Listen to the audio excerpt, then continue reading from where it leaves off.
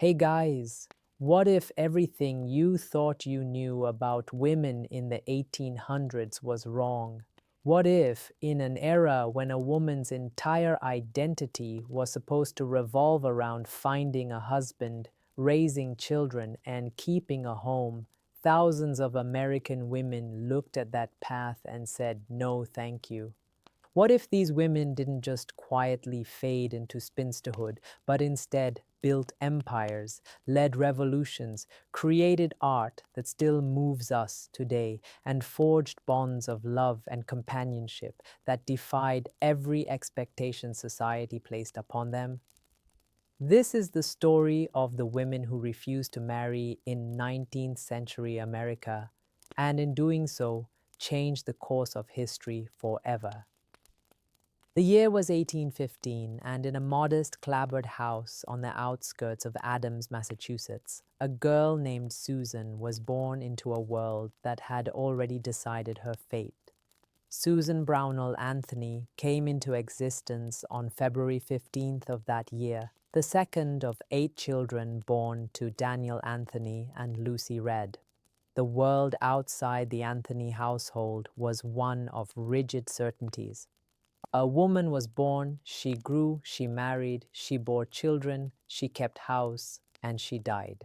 That was the arc of a woman's life in early 19th century America, as predictable and unalterable as the turning of the seasons.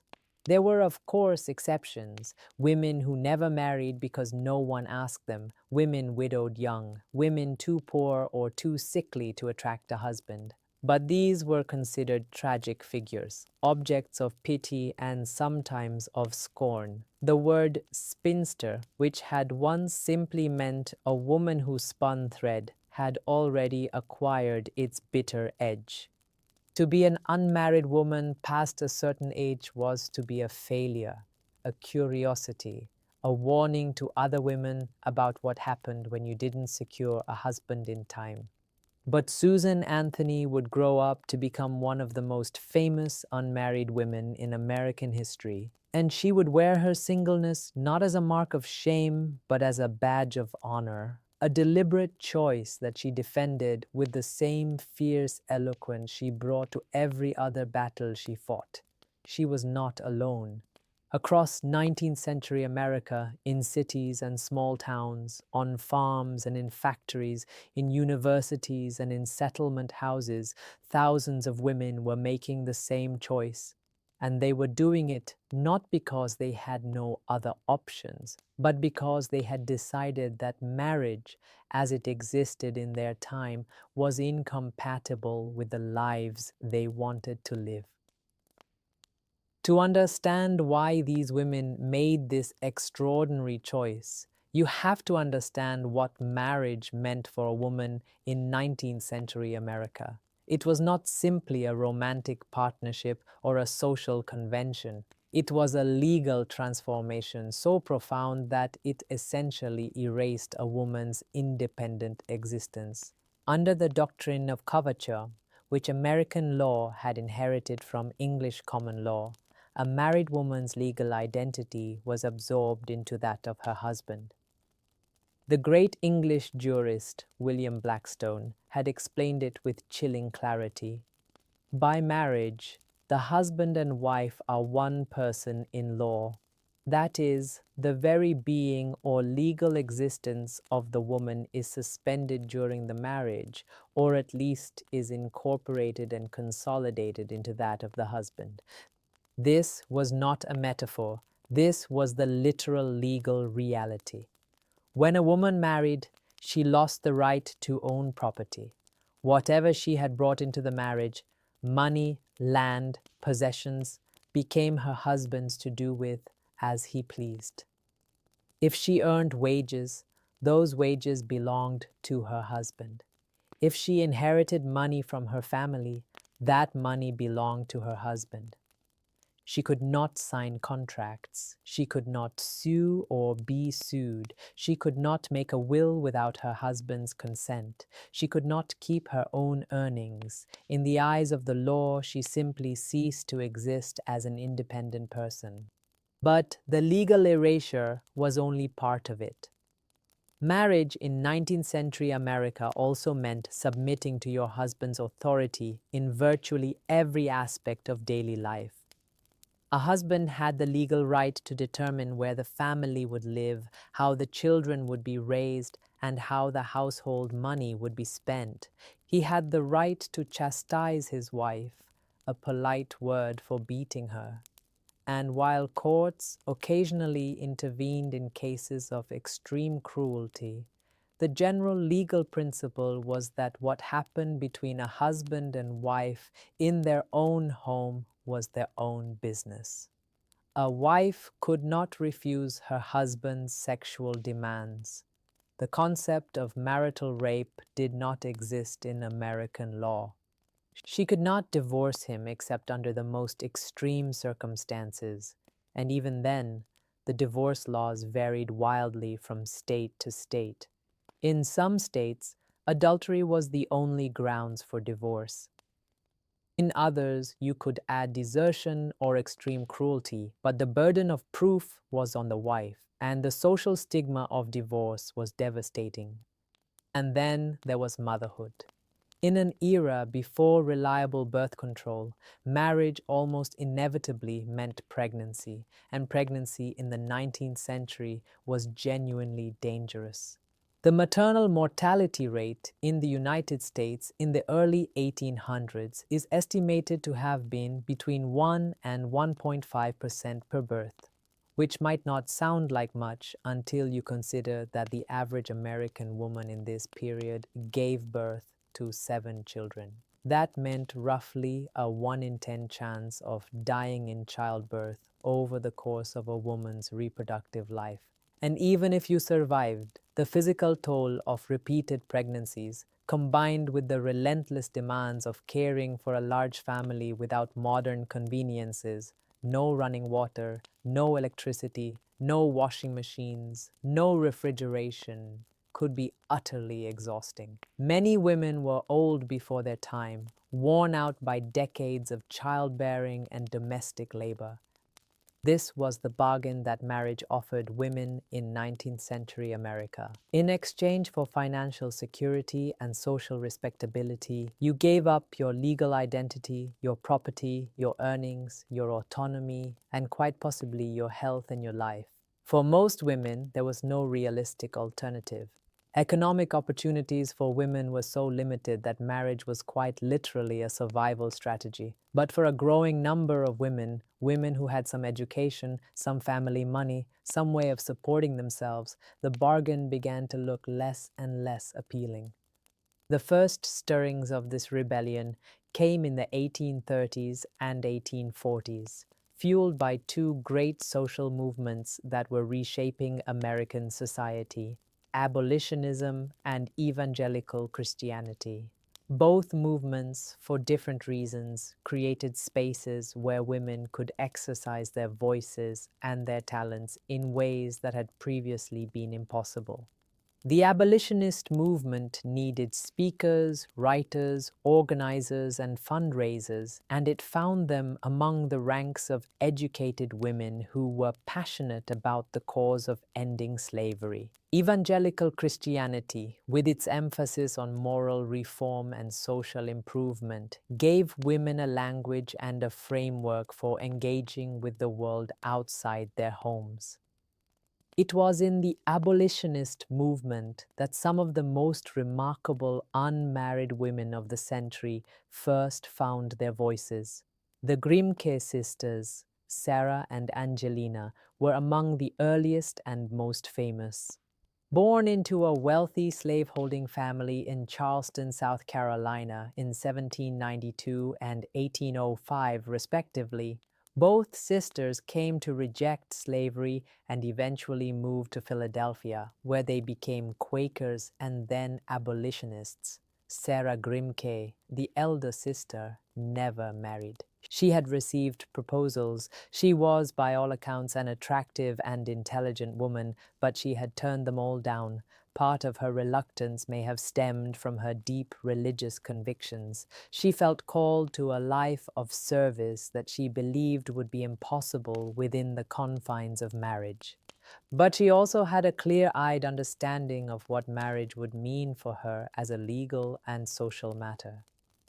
In her groundbreaking 1838 work, Letters on the Equality of the Sexes and the Condition of Woman, she wrote with devastating clarity about the ways in which marriage law reduced women to the status of property. The very being of a woman, like that of a slave, is absorbed in her master, she wrote.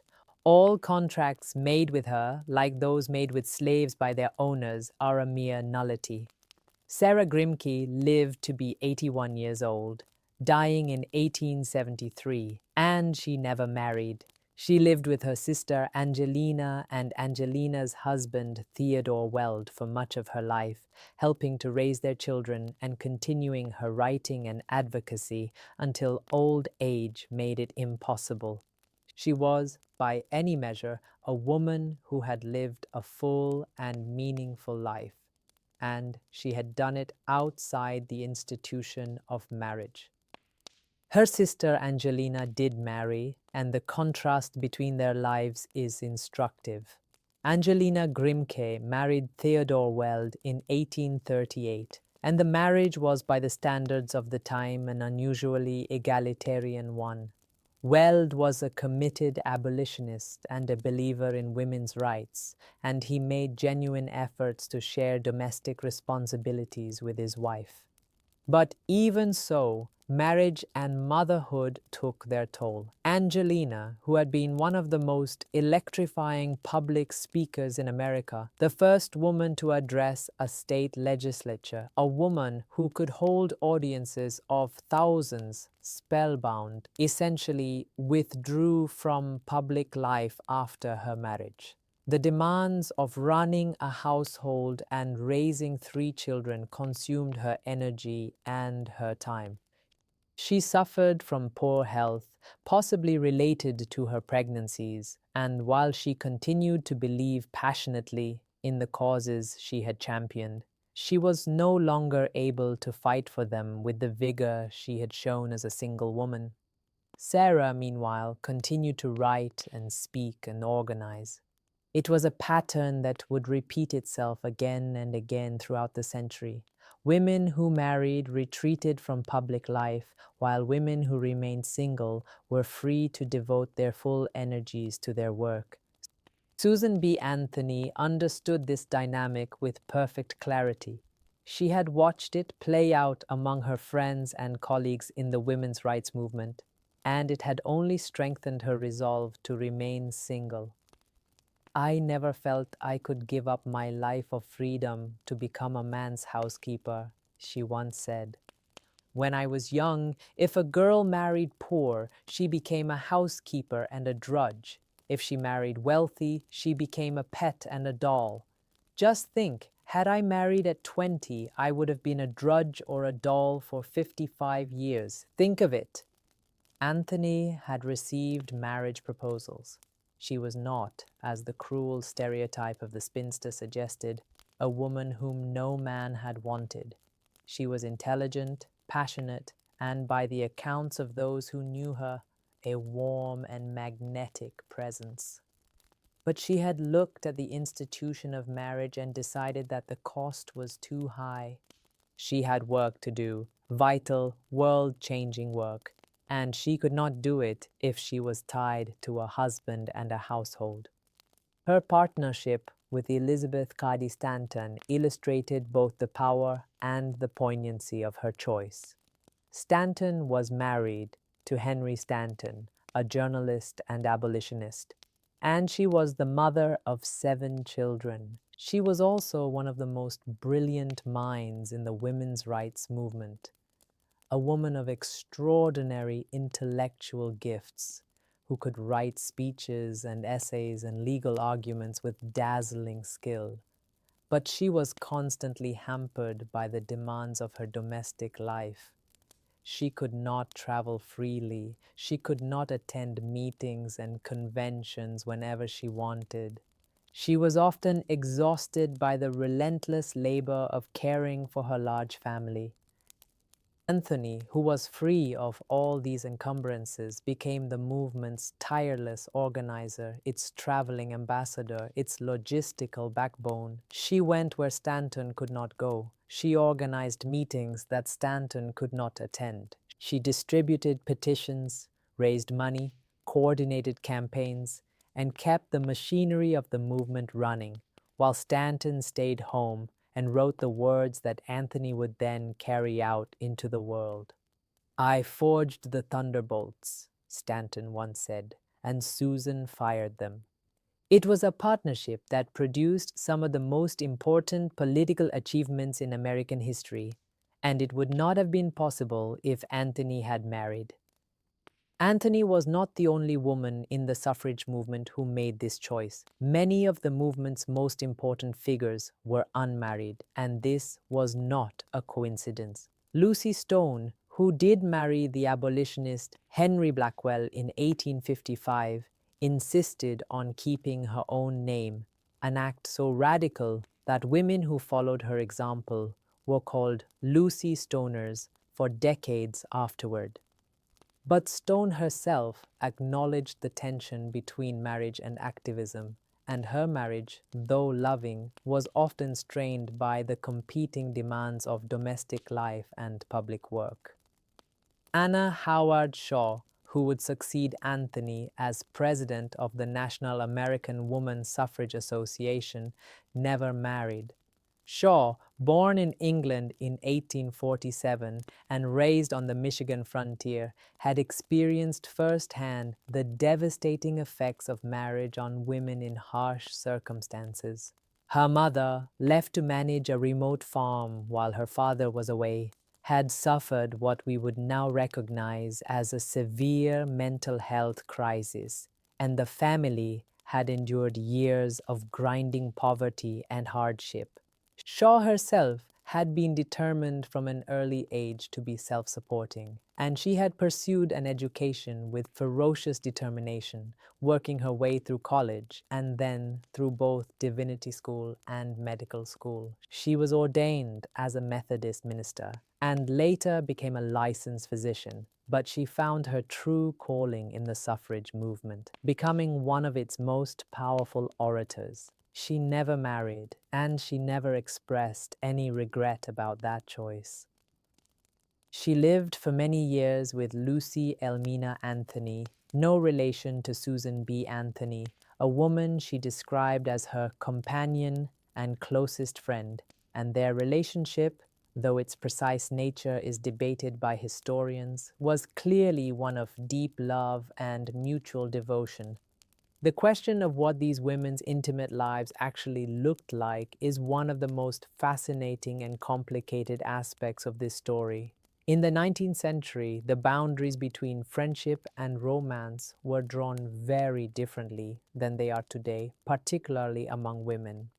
It was common and socially acceptable for women to form intensely emotional bonds with one another, to write each other passionate letters, to share beds, to kiss and embrace, to declare their undying love. These relationships, which the historian Carol Smith Rosenberg famously called the female world of love and ritual, were not considered deviant or even unusual. They were simply part of the normal emotional landscape of women's lives. Some of these relationships were almost certainly sexual in the way we would understand that term today. Others were probably not. But the distinction, which seems so important to us, may not have been as meaningful to the women themselves. What mattered to them was the emotional intensity and depth of the connection, the sense of being truly known and truly loved by another person.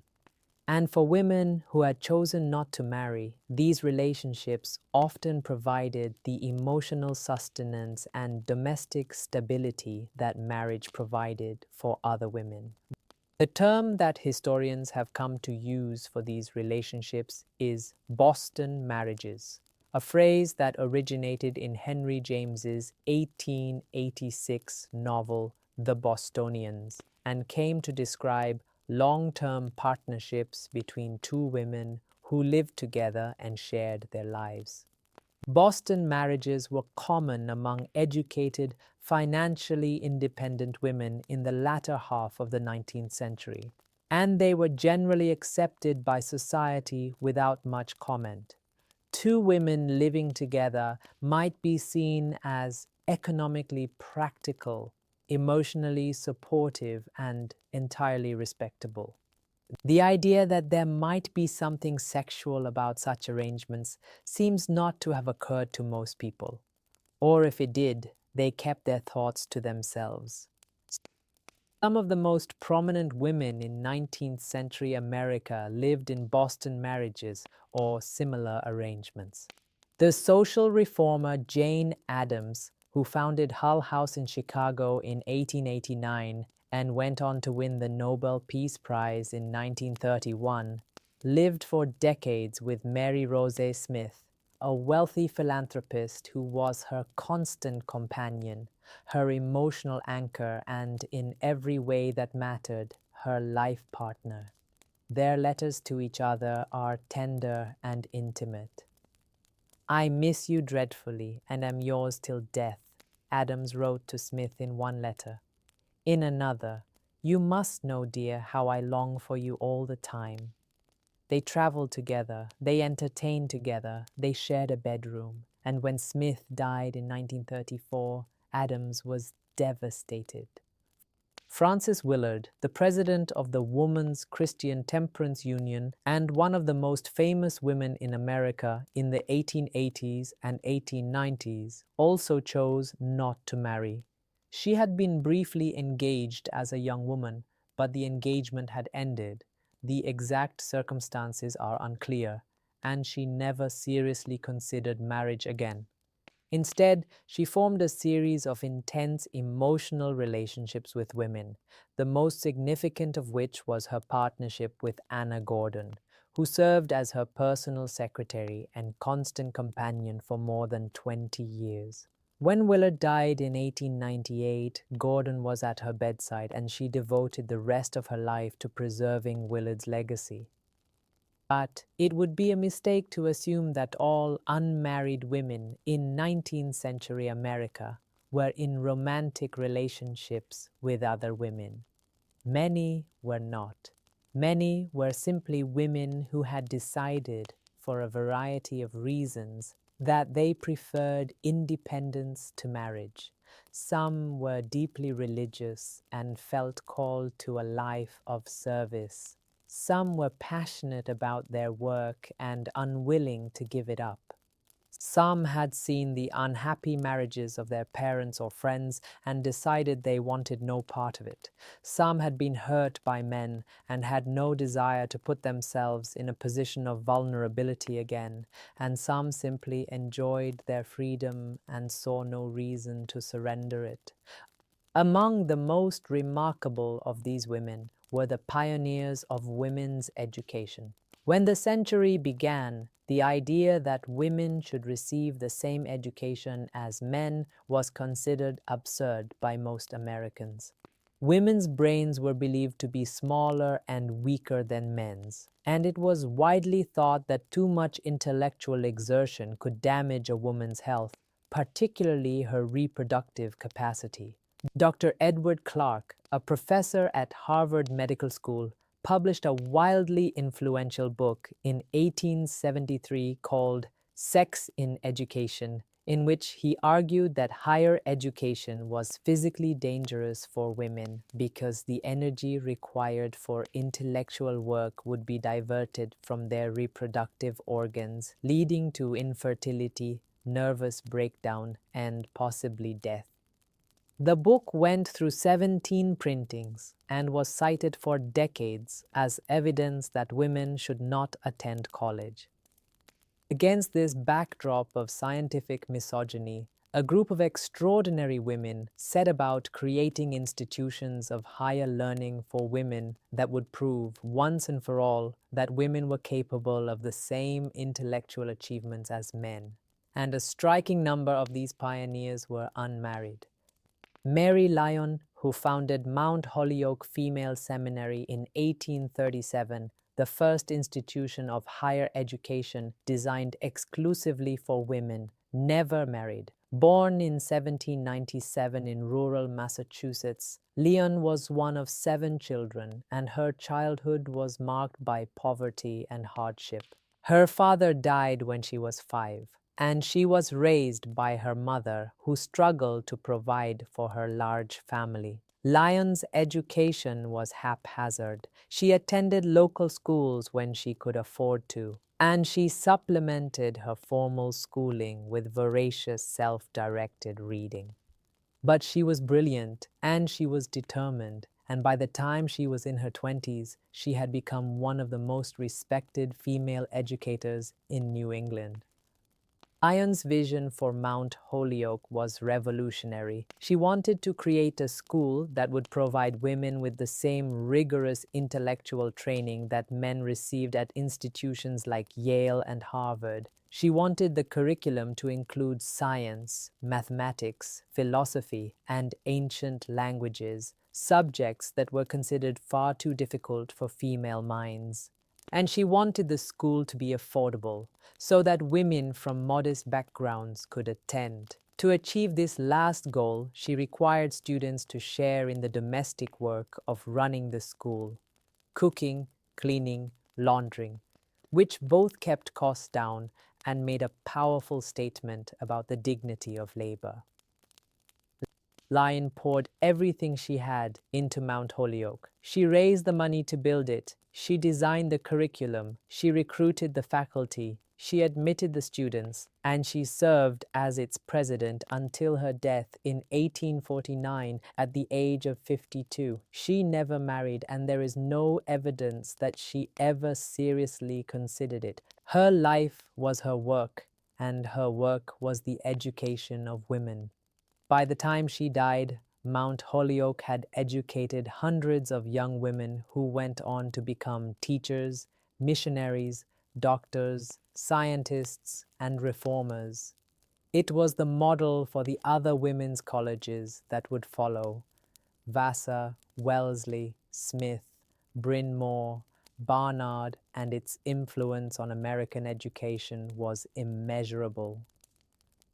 The founders and early presidents of several of these colleges were also unmarried women. Alice Freeman Palmer, who became president of Wellesley College at the astonishingly young age of 26, was initially unmarried and threw herself into the work of building Wellesley into a world-class institution. When she eventually married the philosopher George Herbert Palmer in 1887, she resigned the presidency, a decision that was seen by many of her colleagues as a betrayal of the cause of women's education. Her successor, Julia Josephine Irvin, was unmarried, as was Monsieur Carey Thomas, the formidable president of Bryn Mawr College, who served from 1894 to 1922. Thomas was one of the most fascinating and complicated unmarried women of the era. Born in 1857 to a prominent Quaker family in Baltimore, she had been driven from an early age by an almost obsessive determination to prove that women were the intellectual equals of men. She had fought her way into Cornell University, one of the few coeducational institutions of the time, and had then pursued graduate study in Europe because no American university would grant a PhD to a woman. She earned her doctorate summa cum laude from the University of Zurich in 1882, and she returned to America determined to create a women's college that would be the equal of any men's institution in the world. As president of Bryn Mawr, Thomas was a demanding and sometimes tyrannical figure. She insisted on the highest academic standards. She recruited brilliant faculty. She built a graduate program that was the first of its kind at a women's college, and she ruled the campus with an iron hand. She was also openly contemptuous of marriage as an institution, and she made no secret of her belief that women who married were wasting their potential. "Our failures only marry," she reportedly said, a remark that was both unfair and revealing. For Thomas, marriage was the enemy of women's achievement, and she saw her own unmarried state not as a sacrifice, but as a liberation. Thomas lived for most of her adult life with Mamie Gwynn, a scholar of English literature, and later with Mary Garrett, a wealthy philanthropist whose fortune helped fund many of Thomas's educational projects. These relationships were the emotional center of her life, and they gave her the stability and support she needed to pursue her relentless campaign for women's education. When Mary Garrett died in 1915 and left her entire fortune to Thomas, it was a testament to the depth and seriousness of their bond. But the women who chose not to marry were not found only in the rarefied world of elite education. They were also found in the factories and mills of industrial America, where a different kind of female independence was being forged in very different circumstances. The mill girls of Lowell, Massachusetts, are one of the most romanticized groups in American labor history, and for good reason. When Francis Cabot Lowell and his associates built their textile mills along the Merrimack River in the 1820s, they faced a problem. They needed workers, and the traditional source of factory labor in England, impoverished urban families, did not exist in sufficient numbers in the United States. Their solution was ingenious and, for its time, revolutionary. They would recruit young, unmarried women from the farms of New England, offering them wages, supervised housing in company-owned boarding houses, and the promise of a temporary adventure before they settled down to the real business of life, marriage and motherhood. Many of the mill girls did eventually marry and leave the mills, but some did not. Some discovered that they liked earning their own money, living among other women, and having a degree of independence that would have been impossible on their family farms. Some saved their wages and used them to fund further education. Some became involved in labor activism, organizing strikes and protests against wage cuts and poor working conditions with a boldness that astonished and alarmed their employers. And some simply decided that the life of a single, self-supporting woman, however hard, was preferable to the life of a farmer's wife. One of the most remarkable of the mill girls was Harriet Hanson Robinson, who began working in the Lowell mills at the age of 10 in 1835, and who later became a prominent suffragist and writer. Robinson did eventually marry. She wed newspaper editor William Robinson in 1848, but she wrote extensively about her years in the mills, and her account of the famous turnout strike of 1836 is one of the most vivid first-hand descriptions of women's labor activism in American history. Robinson recalled that when the older women in the mill hesitated to walk off the job, she, then a girl of 11, marched out the door and the others followed her. "I don't know what possessed me," she wrote later, "but I led the way." The mill girls were part of a larger phenomenon, the emergence of the working woman as a visible and significant figure in American life. As the 19th century progressed, more and more women entered the paid workforce, driven by economic necessity, personal ambition, or simply the desire to be useful. They worked as teachers, as nurses, as seamstresses, as domestic servants, as shop clerks, as telegraph operators, as typists, and eventually as doctors, lawyers, journalists, and business owners. And while many of these women worked only until they married, a growing number made careers their primary commitment and remained single by choice. Teaching was the profession most closely associated with unmarried women, and it was here that the choice between marriage and work was most starkly defined. In many states and school districts throughout the 19th century, female teachers were required to resign when they married. The rationale was simple and brutally pragmatic. Married women had husbands to support them and therefore didn't need jobs. And besides, a married woman's attention would be divided between her work and her domestic responsibilities. A single woman, by contrast, could devote herself entirely to her students. This policy had a profound effect on the teaching profession and on the women who entered it. For a woman who loved teaching, who found in it a sense of purpose and fulfillment that she couldn't imagine finding anywhere else. The choice was clear. You could teach or you could marry, but you could not do both. Many women chose teaching, and they did so with their eyes wide open, knowing that they were giving up the possibility of marriage and family in exchange for the work they loved. One such woman was Catherine Beecher, the eldest daughter of the famous preacher Lyman Beecher and the sister of Harriet Beecher Stowe. Catherine Beecher never married. Her fiancé, Alexander Fisher, had died in a shipwreck in 1822, and she never became engaged again, and she devoted her life to the cause of women's education.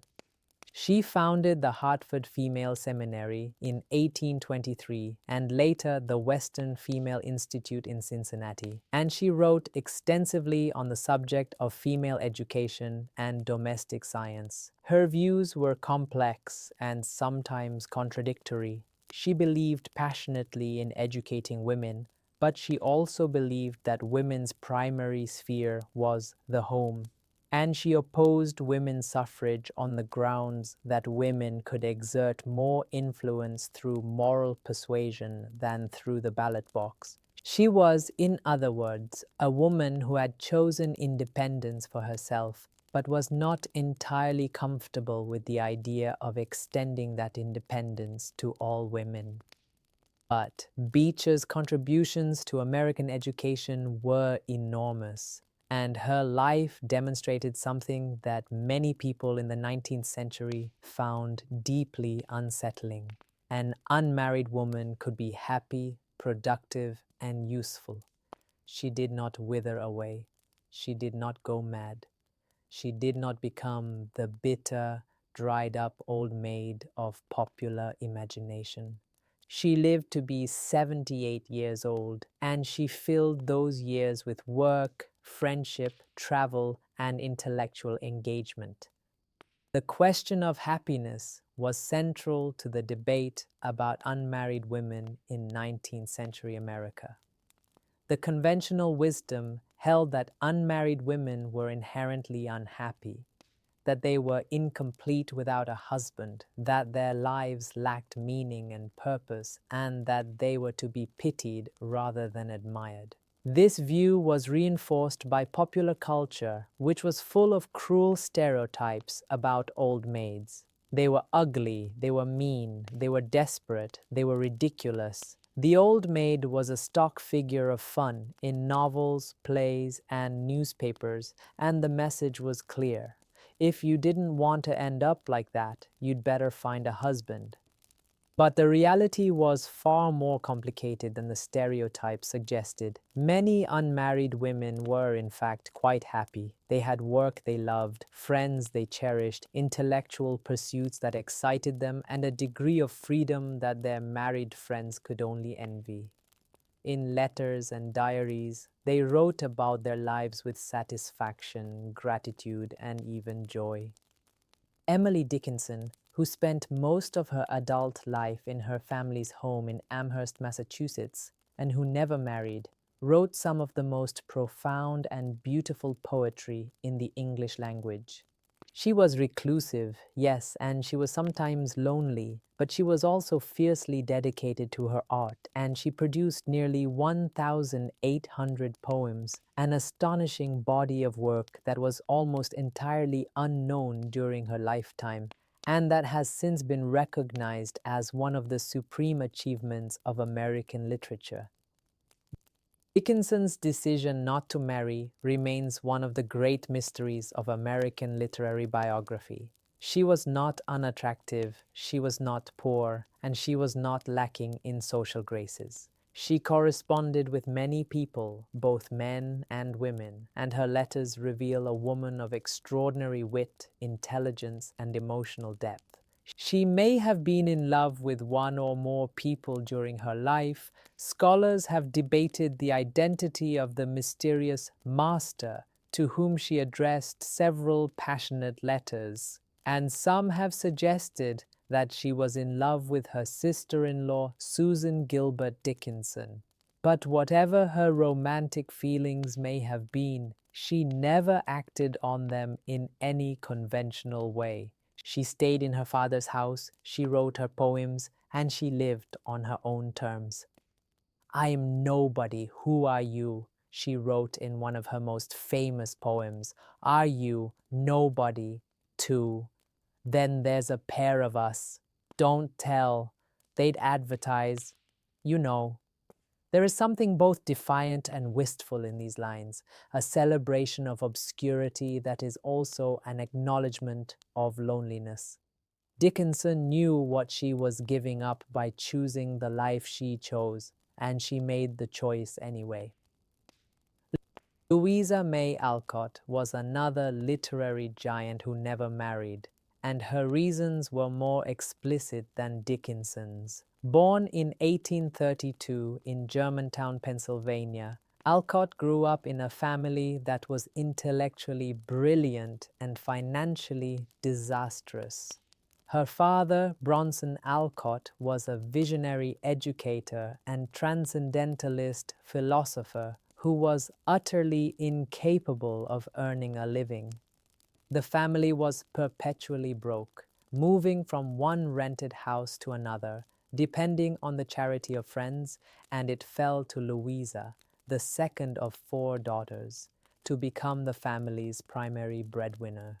She worked as a teacher, a seamstress, a domestic servant, and a nurse during the Civil War before finding her true calling as a writer. Alcott's most famous novel, Little Women, published in 1868, is in many ways a meditation on the tension between marriage and independence. The four March sisters, Meg, Jo, Beth, and Amy, represent different responses to the expectations that society placed on young women. Meg marries for love and finds contentment in domesticity. Beth dies young, too gentle and too fragile for the harsh world. Amy marries well, combining love with financial security. And Jo, the character most closely based on Alcott herself, initially refuses to marry, declaring that she would rather be a literary spinster with a pen for a spouse and stories for children. It is one of the great ironies of American literature that Alcott was pressured by her publisher to marry Jo off in the sequel, Little Women Part 2, later published as Good Wives. Alcott complied, but she did so with obvious reluctance, and she married Jo not to the dashing Laurie, as readers had expected and demanded, but to the middle-aged, unglamorous Professor Bhaer, a choice that infuriated many readers and that Alcott seems to have made partly out of spite. "I won't marry Jo to Laurie to please anyone," she wrote in her journal. In a later novel, An Old-Fashioned Girl, she created a group of unmarried women artists and professionals who live together in a cheerful, supportive community, and who are clearly the happiest characters in the book. Alcott herself never married, and she was quite frank about her reasons. "I'd rather be a free spinster and paddle my own canoe," she wrote. She had seen what marriage had done to her mother. Abigail May Alcott had spent her life subordinating her own considerable talents to her husband's grandiose and impractical schemes, and she wanted no part of it. She also had work to do. After the success of Little Women, she became one of the most popular and best-paid authors in America, and she used her earnings to support her parents, her sisters, and eventually her orphaned niece, Lulu. She was the head of her family, the provider and protector, and she filled that role with a fierce devotion that left no room for a husband. Alcott died in 1888, 2 days after her father's death, at the age of 55. She had been in poor health for years. She suffered from mercury poisoning, a result of the calomel treatment she had received for typhoid during the Civil War. And she had worked herself nearly to death trying to keep her family afloat. But she had lived the life she had chosen, and she had done it on her own terms. "Liberty is a better husband than love to many of us," she once wrote, and she meant every word. The world of medicine also attracted a significant number of unmarried women, and here again, the choice between marriage and career was often stark and explicit. Elizabeth Blackwell, who became the first woman to earn a medical degree in the United States when she graduated from Geneva Medical College in 1849, never married. Her path to medicine had been extraordinary. Born in England in 1821 and raised in the United States, Blackwell had initially had no interest in medicine. She later wrote that she was actually repelled by the physical body and by the idea of dealing with disease and injury. But a dying friend had told her that her suffering would have been lessened if she had been able to be treated by a female doctor, and the idea took root in Blackwell's mind. She applied to dozens of medical schools and was rejected by all of them except Geneva Medical College in upstate New York, where the all-male student body voted to admit her as a joke, never imagining that she would actually show up. She did show up. She endured the hostility and mockery of her classmates with quiet dignity, and she graduated at the top of her class. Blackwell spent the rest of her life fighting for the right of women to practice medicine, founding the New York Infirmary for Indigent Women and Children in 1857 and the Women's Medical College of the New York Infirmary in 1868. She never married, though she did adopt a young Irish immigrant girl named Kitty Barry in 1854, and the two lived together for the rest of Blackwell's life.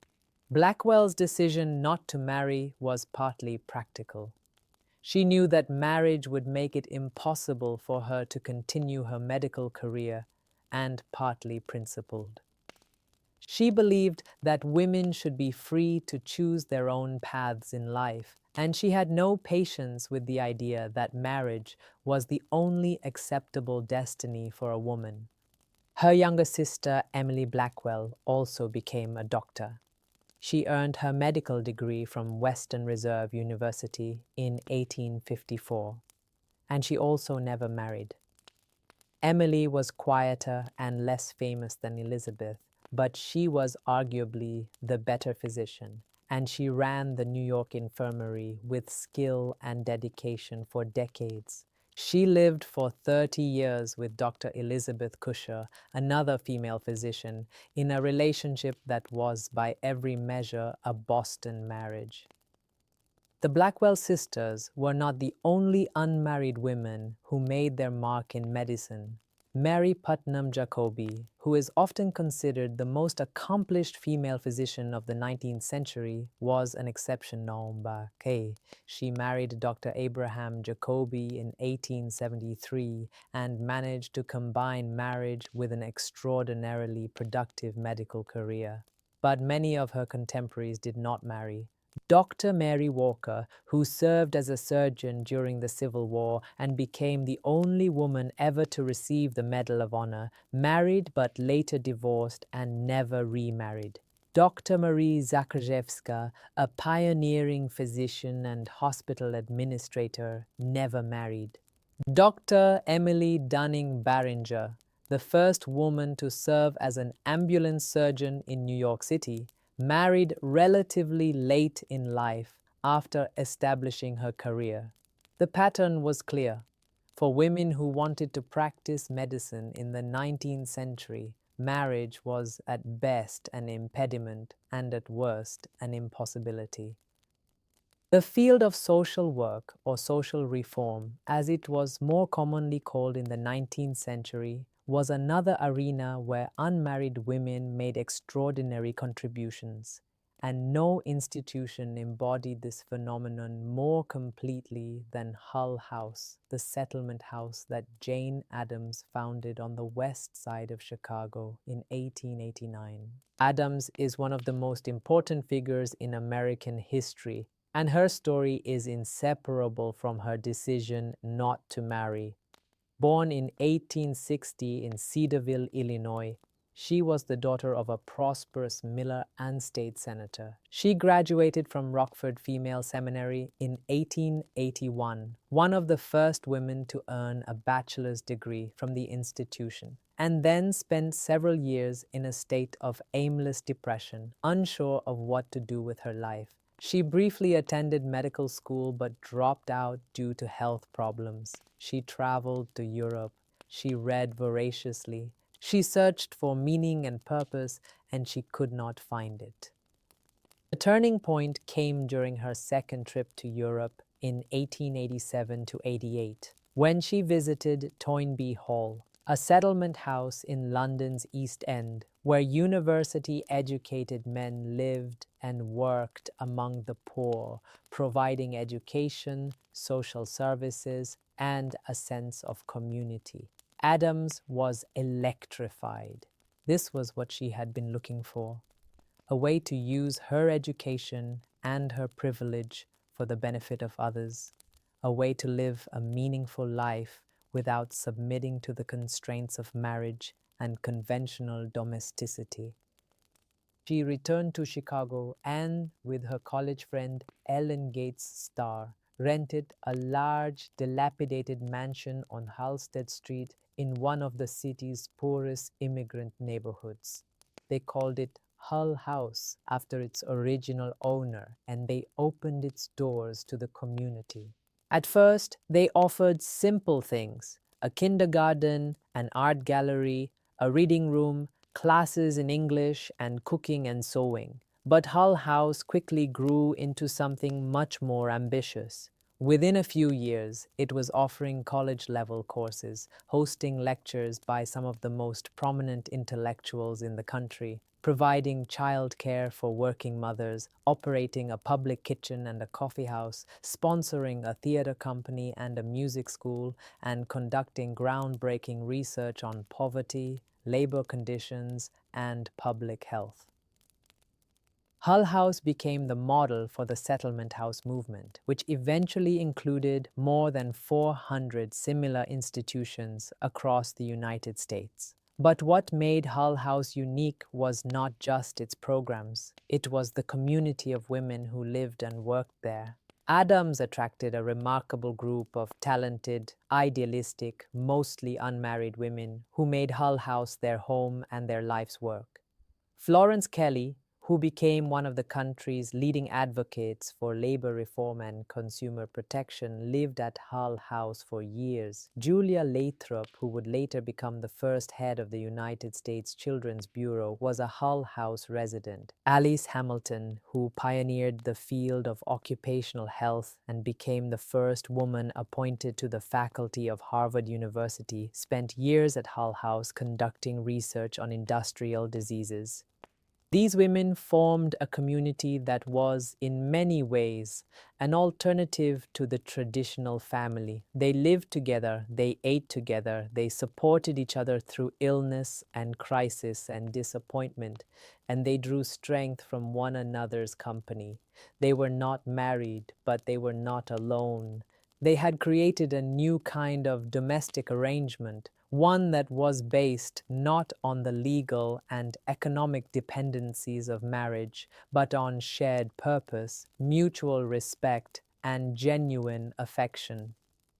Addams herself lived at Hull House for the rest of her life, a period of more than 40 years. Her most important personal relationship was with Mary Rose Smith, a wealthy Chicago woman who became involved with Hull House in the early 1890s and who gradually became Adams's closest companion. Their relationship lasted more than 40 years until Smith's death in 1934, and it was characterized by deep emotional intimacy, unwavering mutual support, and a tenderness that is unmistakable in their letters. "I miss you dreadfully and am yours till death," Adams wrote to Smith. When they traveled together, they shared a bed, and when they were apart, they wrote to each other almost daily. Was their relationship sexual? The question is impossible to answer definitively, and in some ways, it misses the point. What is clear is that it was a love relationship, a partnership of extraordinary depth and duration that provided both women with the emotional sustenance they needed to do their work. Adams never married a man, and she never expressed any desire to do so. Mary Rose Smith was her person, her partner, her home. The Hull House community also demonstrated something else that was deeply threatening to the conventional social order. Unmarried women could be not just happy, but powerful. The women of Hull House did not merely serve the poor, they changed the laws that kept people poor.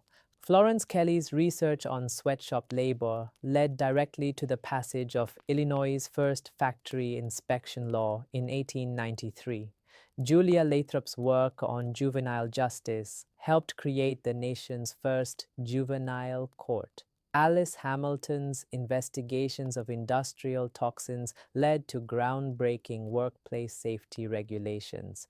And Adams herself became one of the most influential public figures in America, a woman whose opinions on poverty, immigration, labor, education, peace, and democracy carried enormous weight.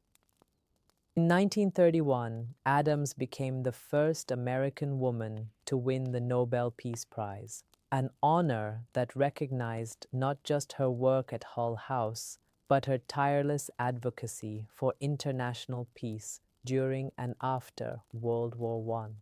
She was 71 years old, she had never married, and she had arguably done more to improve the lives of ordinary Americans than any other person of her generation. If the conventional wisdom was right, if unmarried women were incomplete, unfulfilled, and useless, then Jane Addams was living proof that the conventional wisdom was wrong. But the experience of unmarried women in 19th century America was not solely the province of white, educated, middle-class women. African American women also made the choice not to marry, and their experiences, while sharing some features with those of their white counterparts, were shaped by the additional burdens of racial oppression. For African American women, the institution of marriage had a particularly fraught history. Under slavery, marriage between enslaved people had no legal standing. Enslaved couples could be, and frequently were, separated by sale, and the bond between husband and wife was entirely at the mercy of the slaveholder. After emancipation, the right to marry was one of the freedoms that formerly enslaved people exercised most eagerly, and marriage rates among African Americans in the decades after the Civil War were remarkably high. For many Black women, marriage was not a constraint, but a liberation, a way of asserting their humanity and their right to form families that could not be torn apart. But even in this context, there were Black women who chose not to marry, and some of them made extraordinary contributions to American life. Ida B. Wells, the great anti-lynching crusader, did eventually marry. She married the Chicago attorney Ferdinand Barnett in 1895, but she spent the most important years of her career as a single woman. And she was well aware that marriage would complicate her ability to do her work. She was right. After her marriage and the birth of her children, she found it increasingly difficult to travel, to write, and to organize with the same intensity she had shown as a single woman. She continued her activism, but she was forced to make compromises and sacrifices that she would not have had to make if she had remained unmarried. Nanny Helen Burroughs, who founded the National Training School for Women and Girls in Washington, D.C. in 1909, never married. Burroughs was born in 1879 in Orange, Virginia, and she grew up in Washington, where she attended the M Street High School, one of the finest African American secondary schools in the country. She was a woman of formidable intellect, boundless energy, and unshakable conviction, and she devoted her life to the education and uplift of Black women. Her school, which emphasized both academic subjects and practical skills, trained thousands of young women and became a model for Black educational institutions across the South. Burroughs was outspoken about her decision not to marry. She was not opposed to marriage in principle. She encouraged her students to seek good husbands, but she believed that too many women were pressured into marriage before they were ready, and she was determined to provide them with the education and the skills they needed to be self-supporting, whether they married or not. Don't wait for deliverers, she told her students. Deliver yourselves. Mary McLeod Bethune, who founded the Daytona Educational and Industrial Training School for Negro Girls in 1904, which later became Bethune-Cookman University, was married. She married Albertus Bethune in 1898. But the marriage was troubled and the couple separated in 1907. Bethune never remarried, and she spent the rest of her long life, she died in 1955, focused on her educational and political work.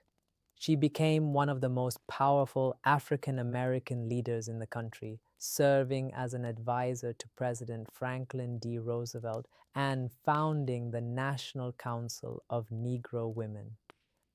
The experiences of these Black women highlight an important point. The choice not to marry was not purely a personal decision. It was also a political one. In a society that used marriage to control women, to limit their economic independence, to restrict their legal rights, to confine them to the domestic sphere, choosing not to marry was an act of resistance. It was a way of saying, I will not be owned. I will not be controlled. I will define my own life on my own terms. This political dimension of singlehood was not lost on the women themselves. Many of the leading feminists of the 19th century explicitly linked their critique of marriage to their broader critique of women's subordination. Elizabeth Cady Stanton, though she was herself married, wrote scathingly about the ways in which marriage law oppressed women. In her 1854 address to the New York State Legislature, she laid out the legal disabilities of married women with devastating precision.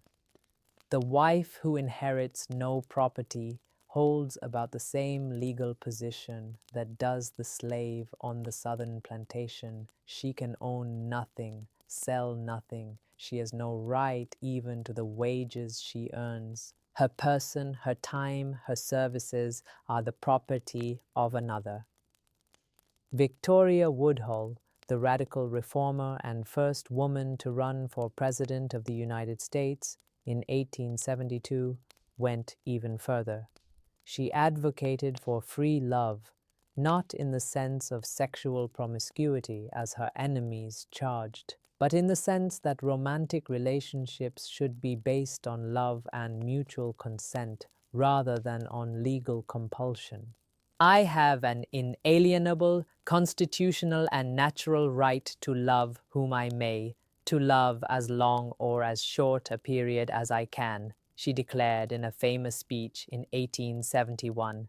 And with that right, neither you nor any law you can frame have any right to interfere.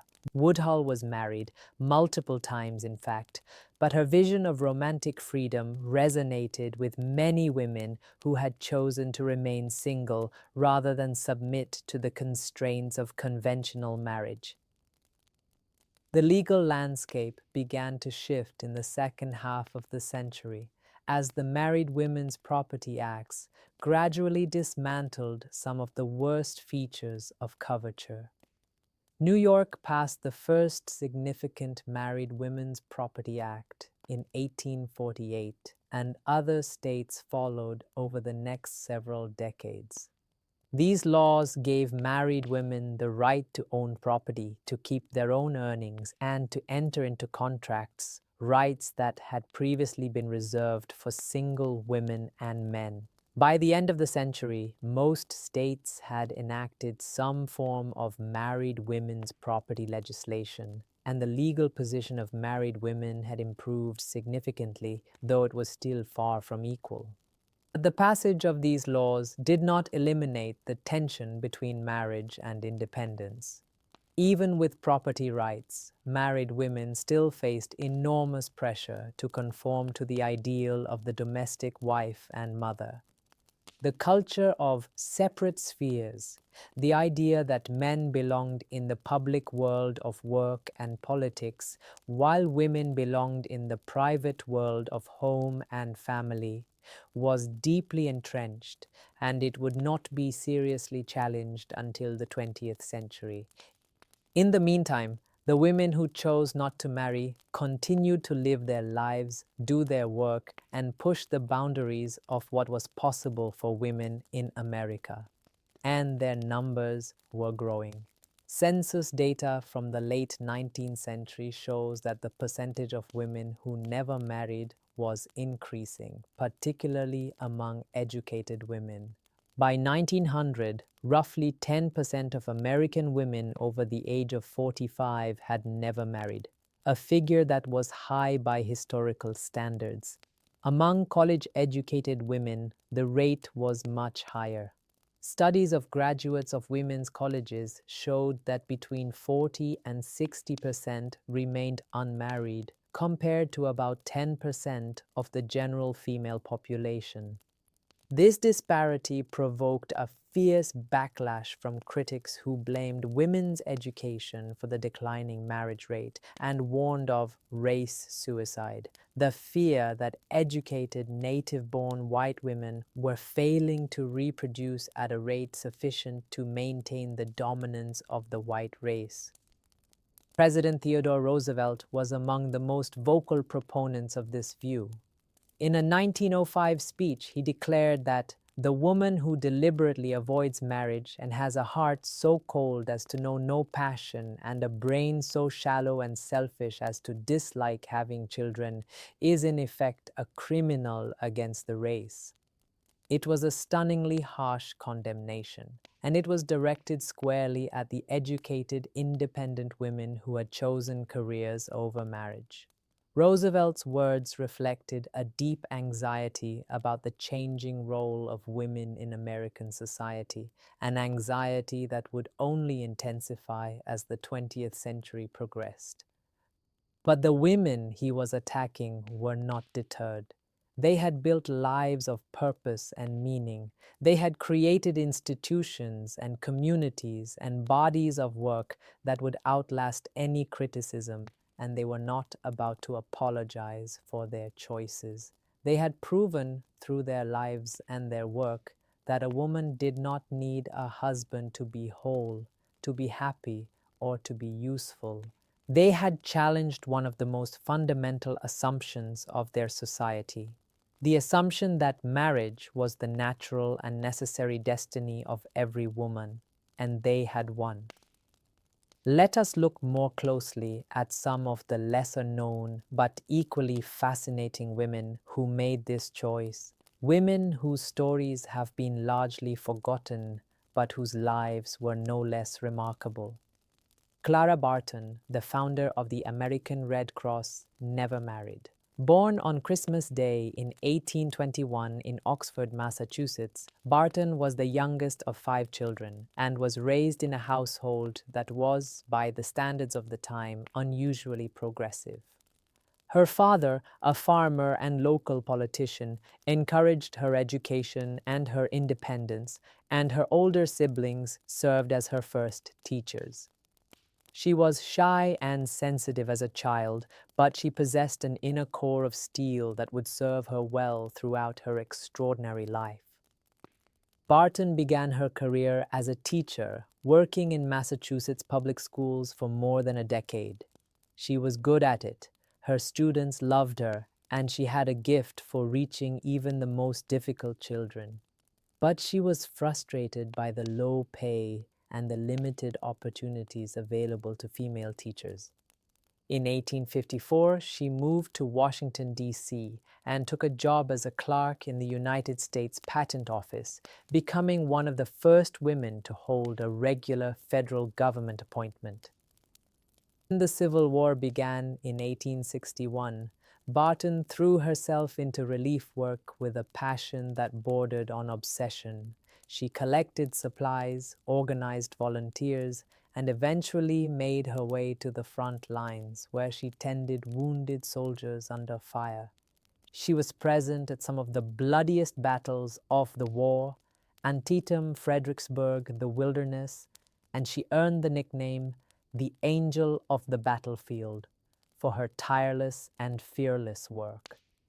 After the war, she organized a massive effort to identify and mark the graves of Union soldiers, and she spent years tracking down missing soldiers and reuniting families.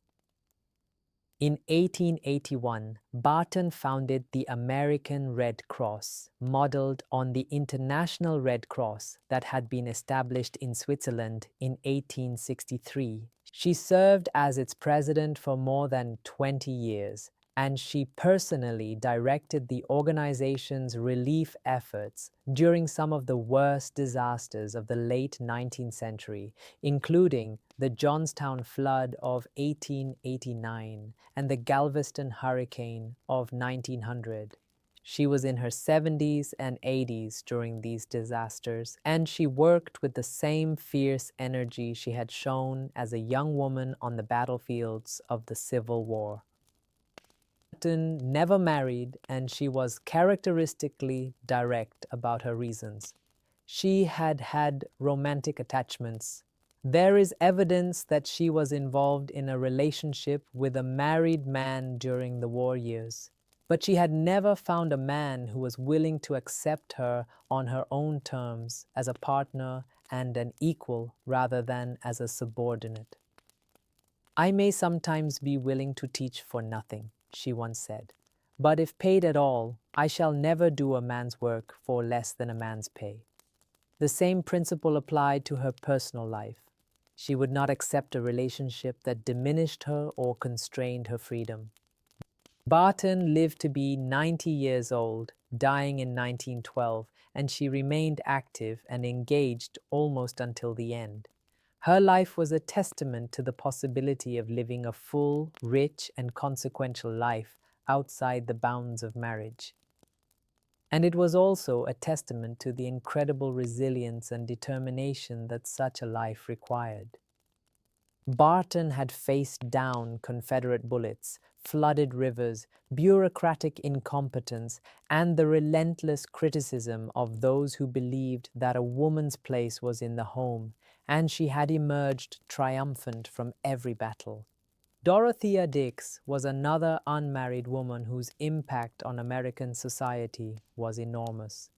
Born in 1802 in Hamden, Maine, Dix had a childhood that was, by any standard, miserable. Her father was an alcoholic itinerant preacher, and her mother suffered from what appears to have been chronic depression. Dix essentially raised herself, and she left home at the age of 12 to live with relatives in Boston. She became a teacher and a writer, and she established a reputation as a thoughtful and compassionate educator. But Dix's true calling came later in 1841, when she was asked to teach a Sunday school class at the East Cambridge Jail in Massachusetts. What she found there appalled her. Mentally ill prisoners were confined alongside criminals in unheated cells, chained to walls, beaten, and left to languish without treatment or hope. Dix was horrified, and she embarked on a campaign to reform the treatment of the mentally ill that would consume the rest of her life. Over the next several years, Dix conducted a systematic survey of every jail, almshouse, and poorhouse in Massachusetts, documenting the conditions in which mentally ill people were kept. Her findings were shocking. People who were sick, not criminal, were being treated with a cruelty that defied belief. She presented her findings to the Massachusetts legislature in a memorial that was so powerful and so disturbing that it led directly to the expansion of the Worcester State Lunatic Hospital.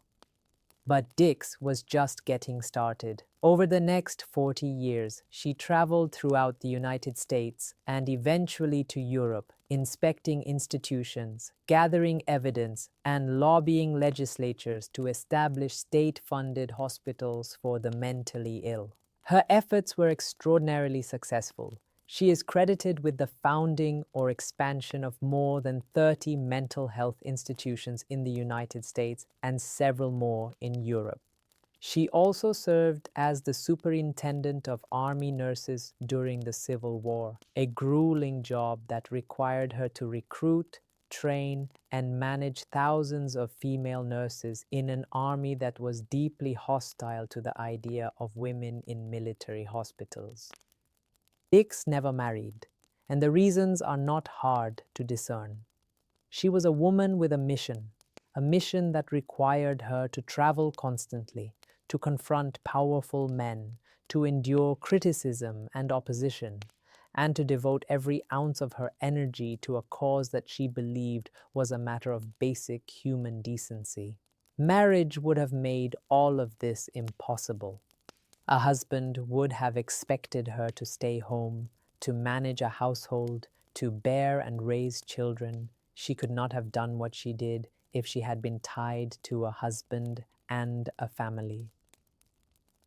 Dix died in 1887 at the age of 85 in one of the hospitals she had helped to create.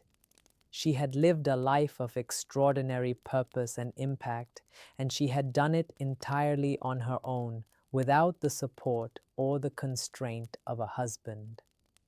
"I have no particular love for my species," she once wrote with characteristic dryness, "but own to an exhaustless fund of compassion." It was this compassion, channeled through decades of tireless work, that made her one of the most important social reformers in American history. The world of art and literature was also populated with remarkable unmarried women. We have already mentioned Emily Dickinson and Louisa May Alcott, but there were many others. Sarah Orne Jewett, one of the finest American writers of the 19th century, never married. Born in 1849 in South Berwick, Maine, Jewett grew up in a prosperous family and began writing stories and sketches as a teenager. Her work, which focused on the people and landscapes of rural New England, was characterized by a quiet precision and a deep empathy that won her admirers among the most discerning literary critics of the day. Jewett's masterpiece, The Country of the Pointed Firs, published in 1896, is a luminous evocation of life in a small Maine coastal town, and it is widely regarded as one of the greatest works of American regional literature. The novel's central relationship is between the narrator, a woman writer who has come to the town to work, and Mrs. Almira Todd, an herbalist and healer who becomes her guide to the community. It is a relationship between two women that is characterized by mutual respect, shared understanding, and a kind of love that transcends the categories of friendship and romance.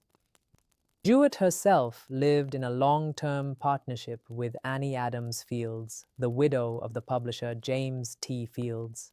Their relationship, which lasted from 1881 until Jewett's death in 1909, was a classic Boston marriage. Two women sharing a home, a social life, and a deep emotional bond. They traveled together, they entertained together, and they supported each other's work with unwavering devotion. When Jewett suffered a stroke in 1902 that ended her writing career, Fields cared for her with tender solicitude for the remaining 7 years of her life. Willa Cather, who would become one of the greatest American novelists of the 20th century, was profoundly influenced by Jewett and her example. Cather, born in 1873, grew up in Nebraska and began her literary career in the 1890s. She never married, and she lived for nearly 40 years with Edith Lewis, an advertising copywriter whom she met in 1903. Their relationship was, by all accounts, a partnership of extraordinary stability and depth, and it provided Cather with the domestic security she needed to produce her masterworks. O pioneers, my Antonia, the professor's house, death comes for the archbishop. But not all unmarried women in 19th century America were famous, and the lives of ordinary single women, women whose names do not appear in history books, are in many ways the most interesting and revealing part of this story. Census records, diaries, letters, and other archival sources allow us to reconstruct, at least in part, the lives of these anonymous women, and what emerges is a picture that is far more varied and complex than the stereotype of the lonely old maid would suggest. Consider the thousands of women who went west in the 19th century, not as wives following their husbands, but as independent individuals seeking opportunity and adventure. Some of them were teachers recruited by organizations like Catherine Beecher's Board of National Popular Education to staff the schools of the frontier. These women traveled alone or in small groups to remote settlements in the Midwest, the Great Plains, and the Far West, where they taught in one-room schoolhouses, boarded with local families, and lived lives of considerable hardship and isolation. Many of them eventually married local men, but some did not. Some fell in love with the land and the work and the freedom of the frontier, and they stayed on as permanent residents of the communities they had come to serve. Others went west as missionaries, nurses, doctors, or simply as seekers. Some of them homesteaded, taking advantage of the Homestead Act of 1862, which allowed any American citizen, including unmarried women, to claim 160 acres of public land.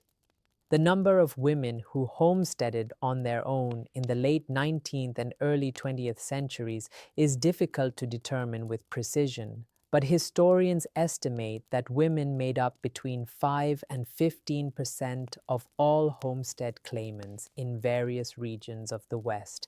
These women proved up their claims, built their houses, broke the sod, planted their crops, and endured the loneliness and hardship of frontier life without the help or the hindrance of a husband.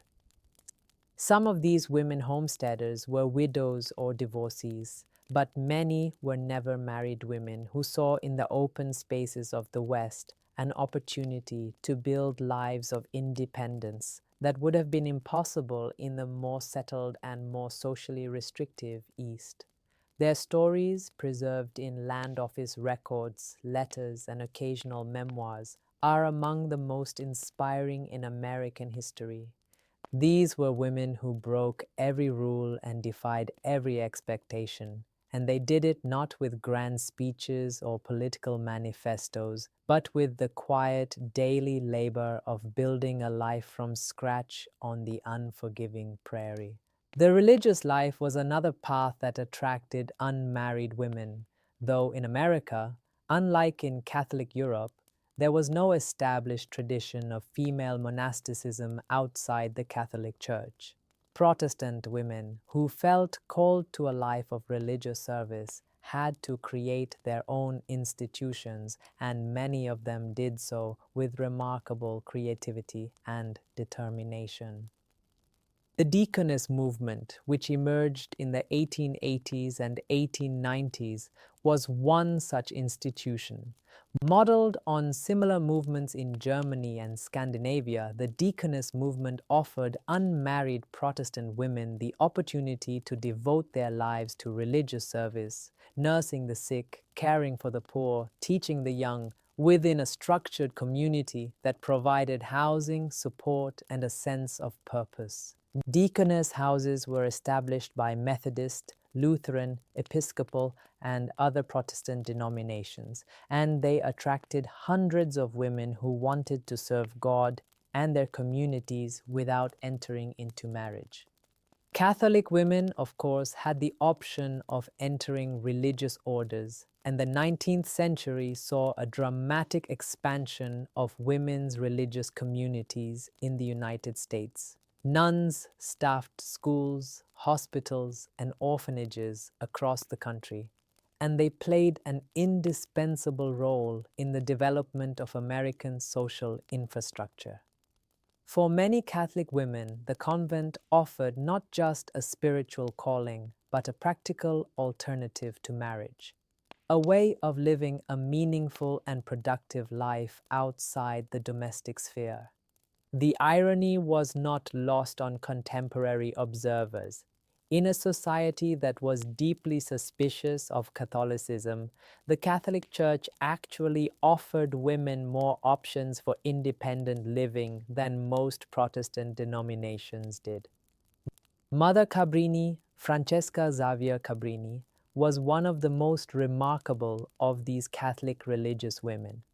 Born in Italy in 1850, she came to the United States in 1889 to work among Italian immigrants in New York City. She founded schools, hospitals, and orphanages across the Americas, and she became the first naturalized American citizen to be canonized as a saint.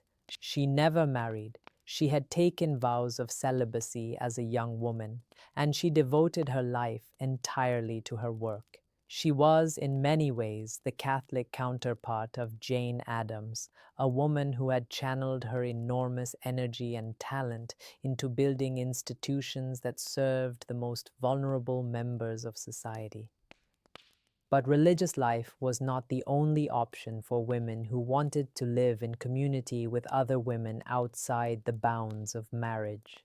Throughout the 19th century, various utopian and experimental communities offered alternatives to conventional domestic arrangements. The Shakers, who practiced celibacy for both men and women, created communities in which women held positions of authority and in which domestic labor was shared equitably between the sexes. The Oneida community in New York practiced what its founder, John Humphrey Noyes, called complex marriage, a system in which all adults were considered married to all other adults and exclusive pair bonding was discouraged. While this was very different from the single life chosen by women like Susan B. Anthony or Clara Barton, it represented yet another challenge to the conventional model of marriage. The women who chose not to marry in 19th century America were not a monolithic group.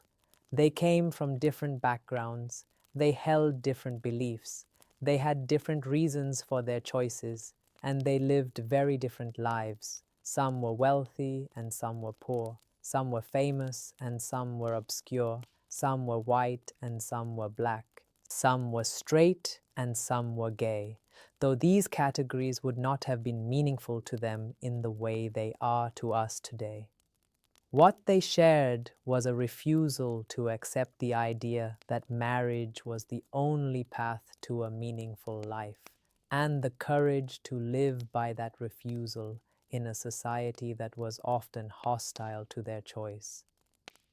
Their legacy is enormous, though it is not always recognized. The institutions they built, the schools, the colleges, the hospitals, the settlement houses, the reform organizations continue to serve Americans today. The rights they fought for, the right to vote, the right to own property, the right to equal pay, the right to control their own bodies, are now taken for granted by millions of women who have never heard the names of the women who won them. The example they set, that a woman can be complete, fulfilled, and useful without a husband, has become so widely accepted that it hardly seems remarkable anymore. But in the 19th century, it was revolutionary. And yet, the story of these women is not simply a triumphant narrative of progress and liberation. It is also a story of loss, of sacrifice, of loneliness, and of the harsh judgment of a society that could not understand or accept their choices. Many of these women paid a heavy price for their independence. They were mocked, they were pitied, they were ostracized, and they were sometimes actively punished for their refusal to conform. They were called ugly, they were called unnatural, they were called selfish, and they were told again and again that they were missing out on the greatest joy a woman could know, the joy of being a wife and mother. Some of them may have believed it, at least some of the time. Even the most resolute among them must have had moments of doubt, moments when the loneliness of their choice weighed heavily upon them. Emily Dickinson, alone in her room in Amherst, writing poems that no one would read during her lifetime, must have wondered sometimes if she had chosen wisely. Clara Barton, exhausted and ill after years of relentless work, must have yearned occasionally for the comfort of a partner who would share her burdens. Susan B. Anthony, who devoted 50 years of her life to a cause she would not live to see victorious.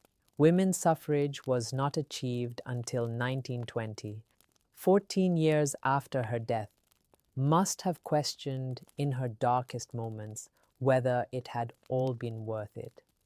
But the answer for these women was always yes. The life they had chosen might be hard, it might be lonely, it might be misunderstood, but it was theirs. It belonged to them in a way that a married woman's life could never fully belong to her. They had traded the security of marriage for the freedom to define themselves, and they had used that freedom to do extraordinary things. Consider the sheer scope of their achievements. The women who chose not to marry in 19th century America founded colleges, built hospitals, created literary masterpieces, reformed prisons, led social movements, pioneered medical treatments, organized labor unions, established settlement houses, fought for the abolition of slavery, campaigned for women's suffrage, and changed the way Americans thought about poverty, education, health, and justice. They did all of this without the support of husbands, without the protection of marriage, and often without the approval of a society that believed they should be doing something else entirely. If that is not extraordinary, then the word has no meaning. The question of why so many of these remarkable women remained single is one that historians have debated for decades. Was it primarily economic, a rational calculation that marriage would cost them more than it would give them? Was it primarily emotional, a reflection of the deep bonds that women formed with one another in a sex-segregated society? Was it primarily political, a deliberate act of resistance against an institution that they saw as oppressive? Or was it simply personal, a matter of temperament, preference, and individual circumstance? The answer, of course, is that it was all of these things in different proportions for different women. For Susan B. Anthony, the calculus was primarily political and practical. She had work to do, and marriage would have prevented her from doing it. For Emily Dickinson, The choice seems to have been rooted in temperament. She was a deeply private person who needed solitude and control over her own time in order to create. For Jane Addams, the decision was bound up with her emotional life. Her most important relationships were with women, and marriage to a man would have been a betrayal of her deepest self. For Clara Barton, it was a matter of principle. She would not accept a relationship that was not based on equality. For the anonymous homesteaders and teachers and factory workers, it was often a pragmatic response to the limited options available to them. Marriage offered security but demanded submission, and they preferred the risks of independence to the certainties of subordination. What all of these women shared was an understanding, sometimes explicit, sometimes intuitive, that the institution of marriage, as it existed in 19th century America, was designed to serve the interests of men, not women. This was not a radical or a fringe position. It was a conclusion that any thoughtful woman could reach by examining the laws, the customs, and the lived experiences of married women in her society. Marriage took away a woman's property, her earnings, her legal identity, and her autonomy. It gave her financial security, social respectability, and the possibility of children, but at a cost that many women found unacceptably high. The women who refused to pay that cost were not anti-marriage in principle. Most of them would have been happy to marry if marriage had been a genuine partnership of equals.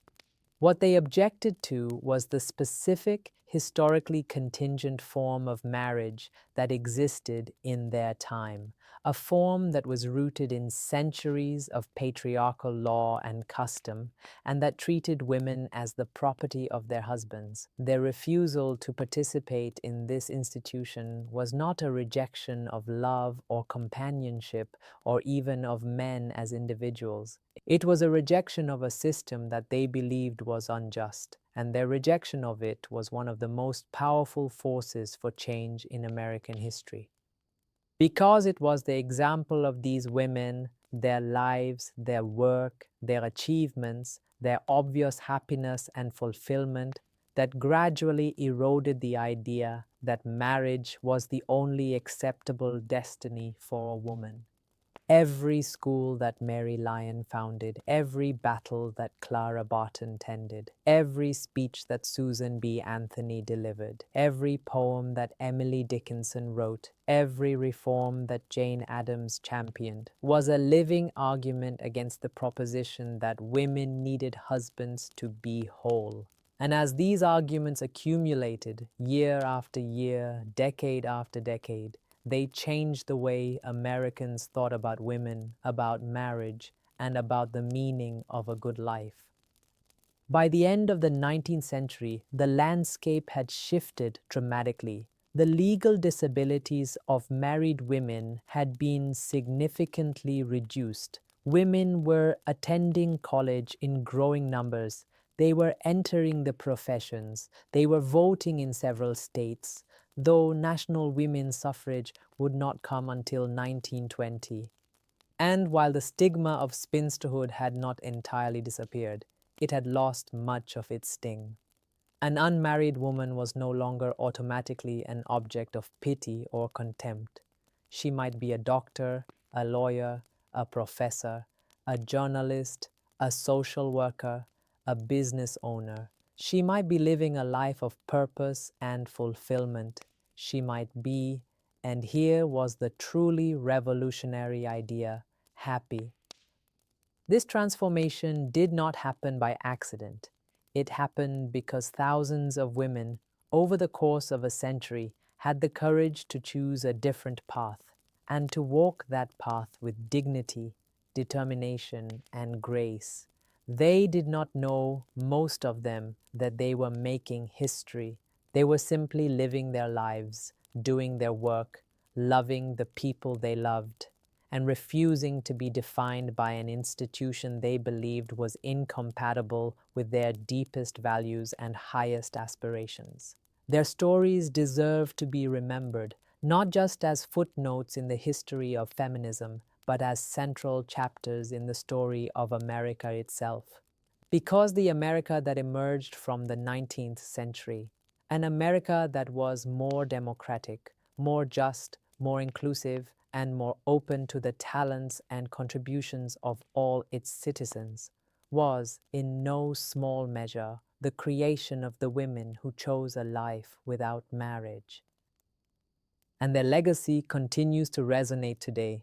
In a 21st century America where more women than ever are choosing to remain single, where the median age at first marriage is higher than it has ever been, where single women outnumber married women in the workforce, where the stigma of singleness has largely evaporated. The unmarried women of the 19th century can be seen as the pioneers of a social revolution that is still unfolding. They planted the seeds, we are harvesting the fruit. But let us not be too triumphalist about this. The women who chose not to marry in 19th century America did not have it easy, and it would be dishonest to pretend otherwise.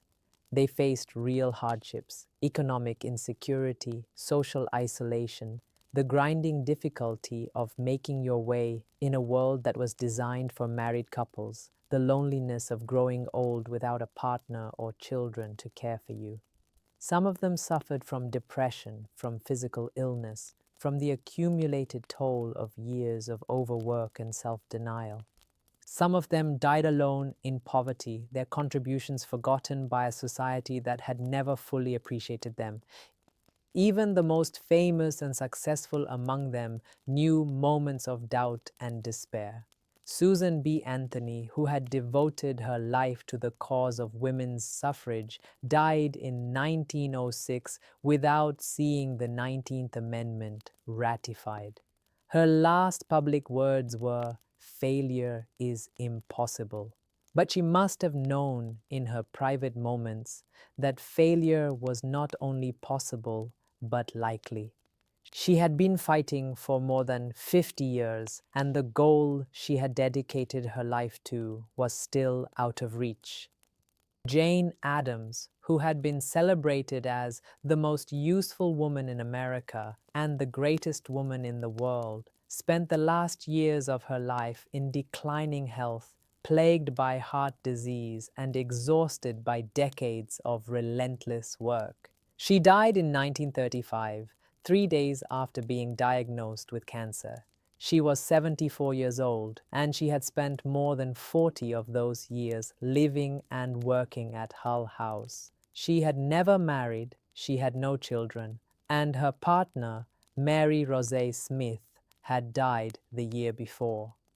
She was, in the conventional sense, alone, though she was surrounded by friends, colleagues, and admirers who loved and respected her. Emily Dickinson died in 1886 at the age of 55, having published only a handful of her nearly 1,800 poems during her lifetime. It was not until after her death, when her sister Lavinia discovered the vast trove of manuscripts she had left behind, that the world began to recognize the full extent of her genius. Dickinson had lived her entire adult life in near total obscurity, writing some of the most beautiful and profound poetry in the English language for an audience of one herself. Had she married, she might have been happier, or she might not. What is certain is that she would not have written the poems. The solitude that made her lonely also made her great. Louisa May Alcott died in 1888, worn out by years of overwork and chronic illness. She had spent her life supporting her family, her parents, her sisters, her orphaned niece, and she had never had the luxury of writing purely for art's sake. Her most famous book, Little Women, was written not out of passion but out of financial necessity, and she always regarded it as a lesser work compared to her more ambitious novels and stories. She had lived her life on her own terms, but those terms had been shaped by circumstance as much as by choice. She had not married because she could not afford to marry, not financially, but emotionally and practically. Her family needed her more than any husband could. These women's stories remind us that the choice not to marry was never simple and never easy. It was a choice that required courage, resilience, and a willingness to accept uncertainty and sacrifice. It was a choice that was shaped by the specific historical circumstances in which these women lived, by the legal system, the economic structure, the cultural expectations, and the social mores of 19th century America. And it was a choice that had consequences, both good and bad, both intended and unintended, that rippled outward through the decades and centuries, shaping the world we live in today.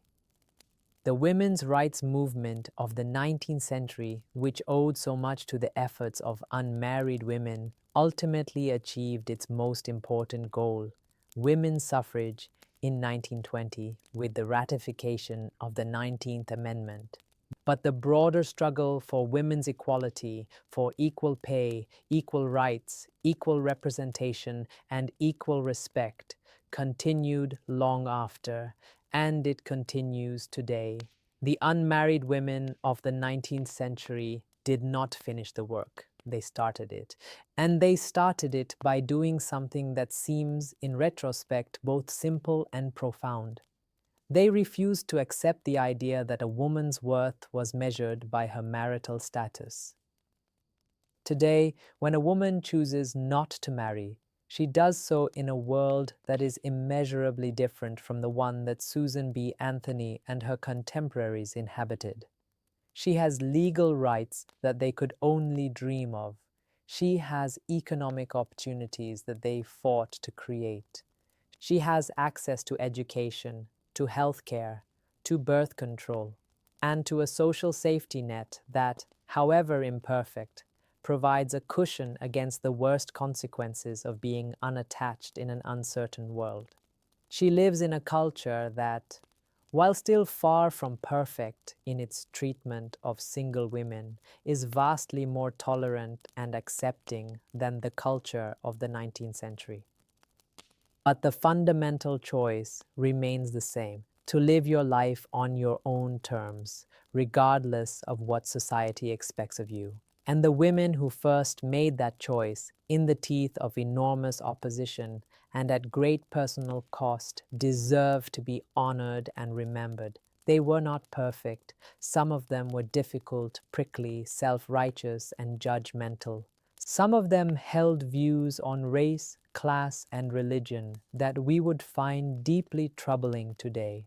They were products of their time, as we all are, and they carried the prejudices and limitations of their era with them. But they were also brave. They were also brilliant. They were also stubborn and defiant and magnificently, gloriously free. And in their freedom, they created a world in which other women could be free too. That is their gift to us, and it is a gift that we should never take for granted. The story of the women who chose a life without marriage in 19th century America is not just a story about the past. It is a story about the present and the future. It is a story about the eternal human desire for autonomy, for self-determination, for the right to define your own life on your own terms. It is a story about the courage it takes to be different in a world that demands conformity. And it is a story about the extraordinary things that become possible when you have the freedom to devote your full energy and talent to the work you love.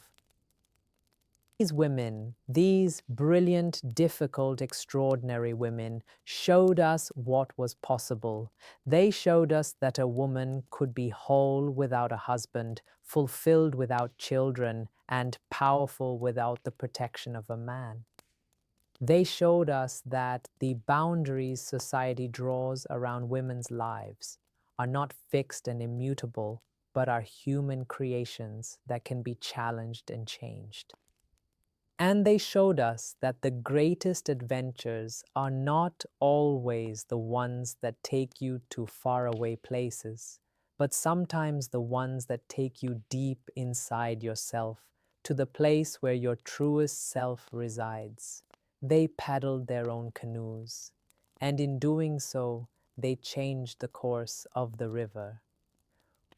We owe them more than we can ever repay. We owe them our freedom. We owe them our rights. We owe them the world they helped to build, a world that is still imperfect, still unfinished, but immeasurably better than the one they were born into. And we owe them our memory. We owe them the simple, profound act of remembering who they were, what they did, and why it mattered. Because it mattered. It mattered more than words can say, and it matters still. The women who chose a life without marriage in 19th century America were not running away from something. They were running toward something, toward freedom, toward purpose, toward the fullest expression of their humanity. And the world is better for their running. Let us remember them, let us honor them, and let us continue the work they began. In the final years of the 19th century, an aging Susan B. Anthony stood before a crowd of young women at a suffrage convention and spoke about the future she would not live to see. "The day will come," she said, "when woman will be recognized as man's equal, not because of any law that man will pass or any constitution he will amend, but because the world will be compelled to recognize it." She paused, and then she added, with the wry smile that those who knew her had come to love, "And when that day comes, I hope you will remember the women who made it possible, including the ones who were too busy changing the world to bother getting married." The crowd laughed, and then they cheered, and then they went back to work. Because the work was not finished. It is not finished yet, but it is being done by women who marry and by women who don't, by women who have children and by women who choose not to, by women who follow the conventional path and by women who blaze their own trail. It is being done by all the daughters and granddaughters and great-granddaughters of the women who first said no to a society that expected them to say yes. And that refusal, that magnificent, world-changing no, is where our story ends, or rather, where it begins.